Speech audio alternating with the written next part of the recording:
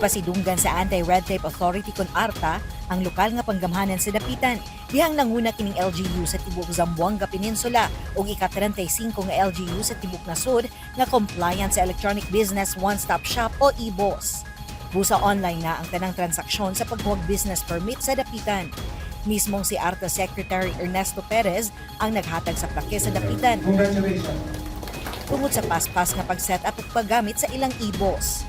Sumala sa kalihim, laumang mudagsan sa syudad ang mga investor ug uban pang buot nga mag-abri sa ilang negosyo sa dapitan karon naka Electronic Business One-Stop Shop o EBOS kini. There's so much promise in the Philippines. Every time I get to speak sa mga chambers of commerce, and they listen to messages such as this coming from a mayor, coming from me. They're just so upbeat, about promoting the Philippines and making it as the next investment destination. Nobyembre milabay tuig, diyang gisugdan sa LGU dapitan ang online nga transaksyon para sa mga buot magkuhag bag-ong business permit.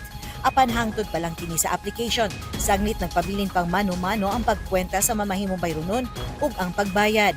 Abril ning tuig, diyang nahimo ng fully automated ang transaksyon. Instead of doing it the traditional way by lining up, by filling this form or doing a lot of paperwork, it will just be presented through a QR code wherein you can just either phone in through the QR code. Ug aron mas mahimong sayon sa mga negosyante sa paggamit sa EBOS, giplastar sa LGU ang mga instruksyon kung unsa ang angay buhaton. Doon na say infographic video nga kanunay gina-play aron mas masabtan. Kung ugaling walay data o ka magamit nga cellphone, nakaplastar ang QR code sa Wi-Fi aron makakonect sa libreng internet. Nakaplastar sab ang mga tablets at tubangan sa buhatan sa License and Permit Division nga pwede magamit sa buot magkuha o mag-renew business permit.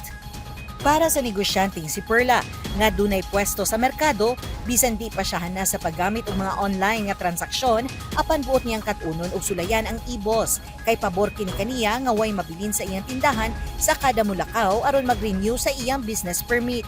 Okay ra pod, okay. Kay di ra may malangan, di ra may katuplok-tuplok. Kay kalas ba complete. Okay, ako ra man gud isa dire, wa may mupuli. Mabiyaan man. Ingon man ang negosyanteng si Rita, nalipay diyang nasayran nga mamahimo ng online ang pagkuha o pag-renew sa business permit. Mas maayo kay di na ta maghasol litog adto-adto dahil pagkahuot-huot, busy kaayo ang kuan ba.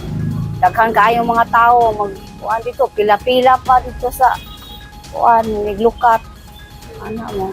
Mas maayo na yung ana nga kuan na online.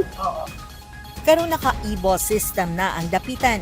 Tunan sab nila karon ang planong magbukas sa usa ka virtual business hub aron dunay dugang nga kita ang syudad. Dina Diastro, Newsline Philippines, Province of Zamboanga del Norte. Stay safe.